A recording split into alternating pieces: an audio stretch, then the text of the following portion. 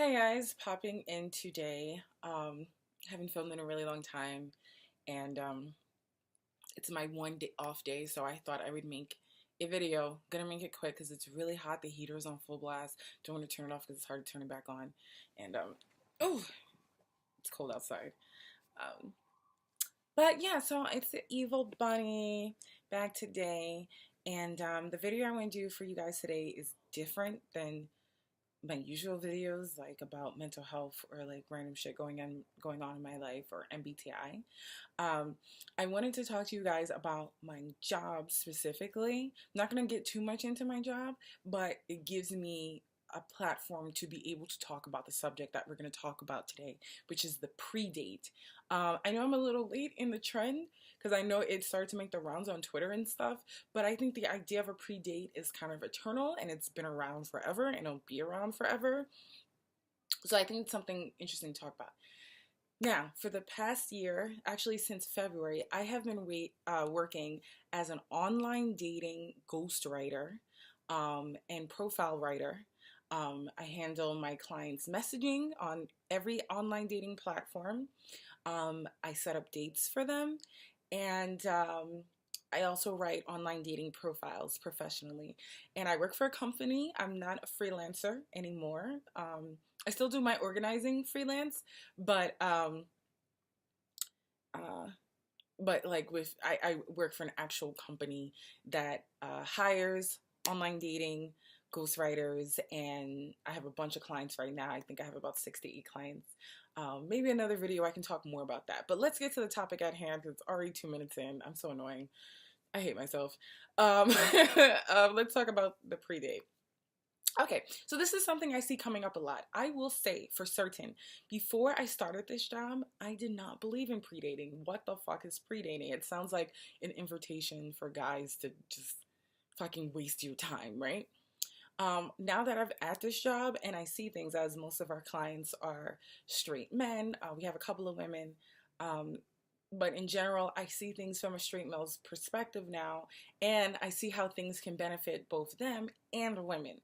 The pre-date is helpful to you, both as a woman and a man, in any sort of relationship structure that or your sexual orientation. So, what is the pre-date? The pre-date is defined.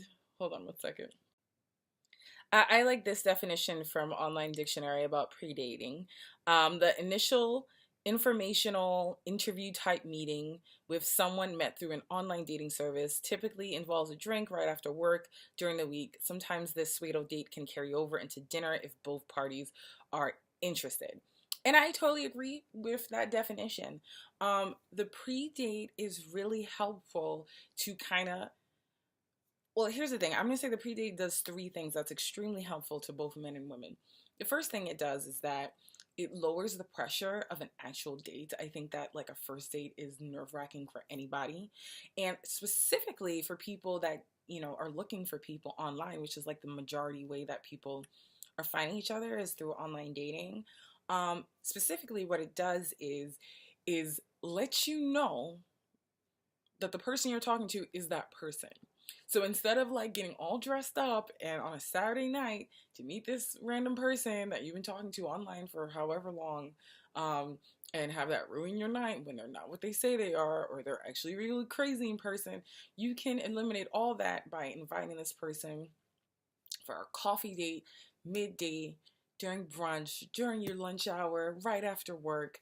Have a couple of drinks. I personally feel like the pre-date specifically should be coffee or tea.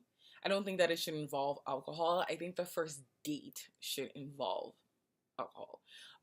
If you drink, of course, if you're not drinking, but I'm saying like either dinner or drinks or whatever for the first date. But for the pre-date, it's specifically supposed to be very informal and informational, like, right? Okay, you're talking to someone online.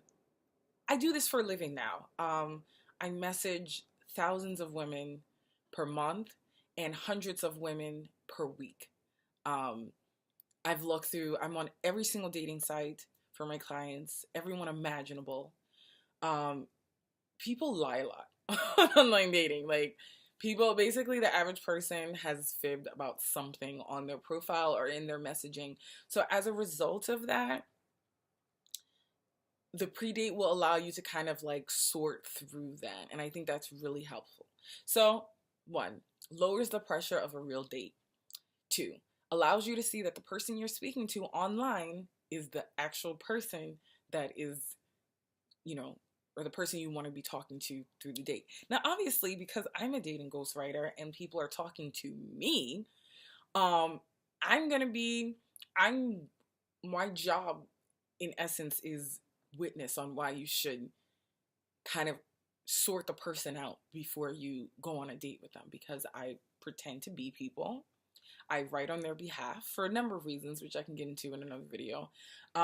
You don't know who you're talking to, basically. And so this is my disclaimer for people. You could be talking to me and I'm going to be totally normal. And I know every tool of the trade. But the actual person, you don't know. And that's why it's ever more important to try and do that. Third reason, your safety. A lot of times people on a first date, want to hook up or whatever. That's why I said that the pre-date should never involve alcohol, because that's going to increase those behaviors.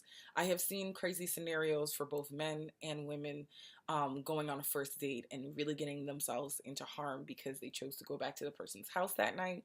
At the very least, if the person is that much of a crazy, if you don't do anything sexual on the first date, meaning the pre-date, right? If you don't do anything where you have to go to that person's house, or you're not drinking, or your cognition is not influenced in any way, you're able to be sober and clear and assess this person in a sober light, then you can, suss out if this person is a safe person just relatively for you to be able to go out anywhere with them, let alone a date or at night or in the dark, you know what I mean? Which I can get into those conversations at another point. So for your safety, that's the third reason why the pre-date is cool. Because honestly, a lot of times people meet up and they know it's not cool. I had a girlfriend go on a pre-date where a guy had said that he had just hooked up with a chick before they met, and his pupils were dilated. She thought he was on drugs. And guess what? She didn't find this out at a date where she wasn't going to invest so much time and energy or be under the influence herself and maybe not be able to assess these things about this guy. She did this on a pre-date, and it didn't go past that. They both had their coffee and they went about their way. Similarly, I know of someone who had gone on a date and this person found out that the girlfriend, the girl was living with her ex-partner, and that was a really suspect. This didn't happen during a regular date. This happens during the pre-date. It's not, this level of bad information or, suspect information is not things you're going to find out through the online talking phase. You got to meet face to face, which is why I am suggesting that you do the pre-date during daylight hours in a heavily trafficked public place for your safety, for your social anxiety purposes, to lower pressure, and to make sure that the person you're talking to is the person that you're talking to, the person that you want to be dating, that they look the same way, they talk the same way, and this is, for your safety and benefit, male or female, because Jesus, doing this job for a year, I have stories. Do the pre-date. Take care of yourself.